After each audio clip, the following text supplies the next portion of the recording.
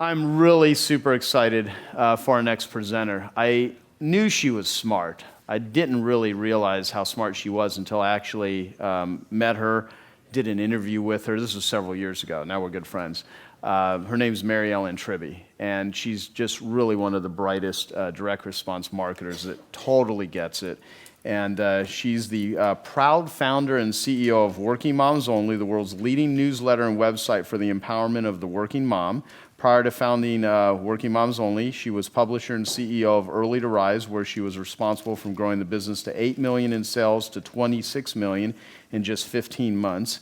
Before that, she served as president of Weiss Research, where she led the company to $67 million in sales from $11 million in just 12 months. Because of her impressive track record of generating revenues and profits, MaryEllen is known in the information publishing world as the Money Honey. Okay, so Abby Money Hun, she is the Money Honey.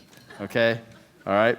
Having run divisions at Forbes, Times, Mirror Magazine, and Crane's New York Business, making her highly sought after business consulting, speaking, and being an author. She's the founder of the Good News Kids, a foundation to house and protect homeless children, and is the recipient of the 2009 Braveheart Women's Marketer of the Year Award. Give it up for my dear friend, MaryEllen Tribby, who's going to teach you some cool stuff. Thank you. Thank you. Yes. Okay. Hello, hello. All right. If you are not a direct response marketing expert, or you do not have one in your company, you are not leaving tons of money on the table. Okay? Direct response marketing is the kind of marketing that is specific, quantifiable, and immediate. Okay? So it's not branding, it is ROI based. It is dollar out, dollar in. Okay? There are many different channels of direct response marketing. There's direct mail, there's TV, there's space ad, there's radio, and of course there's online. That includes things like space ads, text ads, and dedicated emails. In every single direct response marketing campaign, there are three key components. They are your copy, your offer, and your list. The copy is the message that goes out to the prospect. The offer is what that prospect will get and how they receive it. And the list is essentially the pond in which you are fishing, right? Who you're trying to reach. Many, many people think that in direct response marketing, the copy is the most important part of your campaign. That is not true. It is the list that is the most important part of your campaign. Okay? The list is responsible for 60% of that success. Your offer, 30%, and the copy, 10%. The reason is you can have awesome copy, and if it goes to the wrong people, you will have zero response. You can have mediocre copy that goes to the exact right audience, and you will have a good response. I like to say you don't sell lingerie to lumberjacks. Okay? Okay. So, when we talk about, and we're going to talk about online for the purpose of this conversation, but please know it applies to all direct response, okay? So when you're talking about traffic online, what is the most desirable kind of traffic? Well, it's endorsed traffic, right? So yes, your affiliates and your joint ventures. But what is the problem with affiliates and joint ventures, right? A lot of big guys, they won't mail for untested offers, right? Everybody wants reciprocation, right? So what you end up doing is whoring out your list, right? With Working Moms Only, I don't mail for reciprocation. I mail because a product or service is good for my community, okay? So, and that's why you should be mailing. And of course, there's a lot of good old boy networks out there, okay? So what is the solution to getting more traffic? You buy your way in. And that's what we're going to talk about today, essentially, is media buying. Now, a lot of people media buy, yet they have never seen a data card. And this in front of you is a data card. And we're going to go through that and why it is so important, okay? Now, a data card will be in any kind of media kit that you get, even if you're doing space ads or radio or TV, okay? Essentially what it does, it talks to you about the list. Who is on that list, okay? So here's an example of a data card. You have two examples. The first one is for an email list. The second one is for a direct mail list, okay? And I'm going to show you the little bit of a difference in what you should be asking. Okay, so, excuse me. So number one is the name of the list. Okay? Number 2 is the universe and the pricing of the list. For this example, you'll see that they've got about 388,000 active magazine subscribers. Okay? That $150 or, per M over there means $150 a thousand. Not $150 a million, not $150 flat. So for every 1,000 names you rent, you will pay $150. Below that, you'll see their expire count. Expires will be slightly cheaper because they are not active subscribers at the moment. Okay? Number 3 is a description of that list. It will include demographics and psychographic information. Psychographic information is really important because it tells you about their behavior. So you always don't want to just be looking at demographics of a list. Number 4 goes into the demographic. Number 3 is more of the, what is the list about? What is the, the magazine about? What kind of things do they cover? Okay? Number 5 is the advertising specifications. So will they split creative? Whenever you're testing a list, you want to make sure you are splitting and you are testing. So if you were sending an email campaign out there, you would rent about approximately 40,000 names from this list to test. You would test 20,000 maybe with separate headlines. Okay, when you test one variable at a time, but that's what number 5 does, is tells you what you can do there as far as those advertising specs. Number 6 is the last time this list was updated. Number 7 is the gender breakout, okay? Very important. So this list you'll see, what does it say?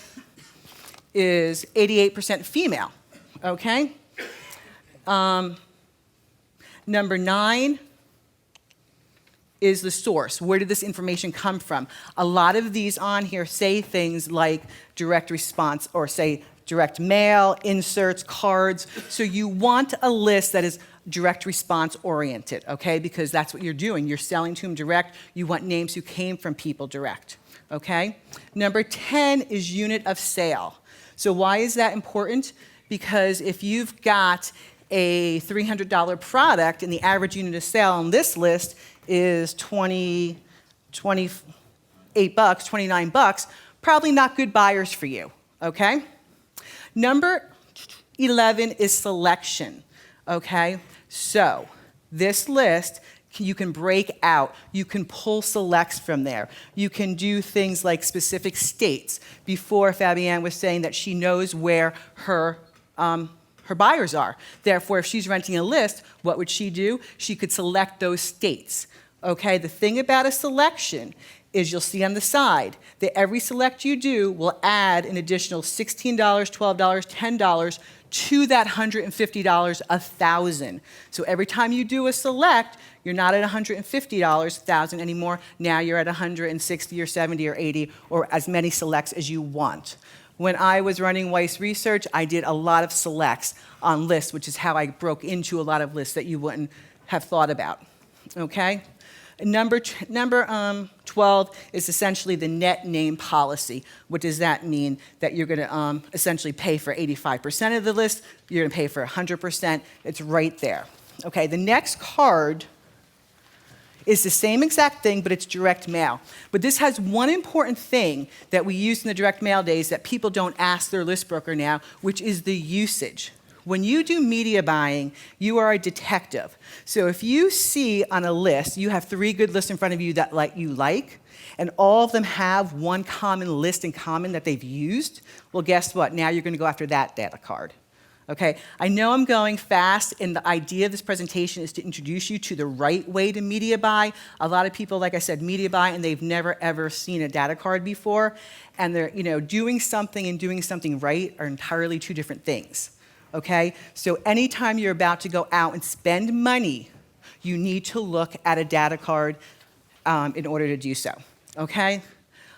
Here are some resources for you. If you've never done this, nextmark.com, you can go to that website and you can print out your data cards yourself, okay? Essentially, you put in keywords. It's a really easy site.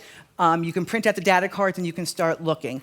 The Oxbridge directory is a wonderful directory. It costs about $2,000. What I do every year is I go on eBay and buy the previous year for about 39 bucks. SRDS is probably the best resources. This is about a $700 a year subscription. And then, I'm sorry, actually it's like $6,000 now. And then Changing the Channel, which is 12 Easy Ways to Make Millions for Your Business, is a book I wrote with Michael Masterson a few years ago. And it really is detailed about direct response marketing and multi-channel marketing. So, wow, okay. So here is kind of one of my case studies. And when I was at Agora, at the time, I had the most successful promotion in Agora history in 35 years. It was one sales letter that did $17 million. 30% of that was from joint ventures and affiliates. 70% was from media buying, okay? If I had not done any media buying and relied only on affiliates, I would have left nearly $12 million on the table, okay? Anyone who has any questions? Oh, okay, one last thing of what you can do right now is survey your list. I'm a big believer in surveying your list for very different reasons, okay? Because you need to understand birds of a feather flock together. So you're creating a community of like-minded folks. So survey your folks. Ask them what websites they get their news from, what magazines they read, what papers they read. This will help you select your media. Always separate your buyers from your non-buyers when you do surveys so that you can see the difference from the people who actually buy. Okay, at the end of every survey I do, I like to offer them a gift. When I was in the financial newsletter world, I would say, would you like a report on gold, ETFs, or options? It's great for product development ideas, and you give them what they want and thank them. You can use the surveys for press releases, and then follow up with your community on the results with that, from that survey, and they really appreciate it.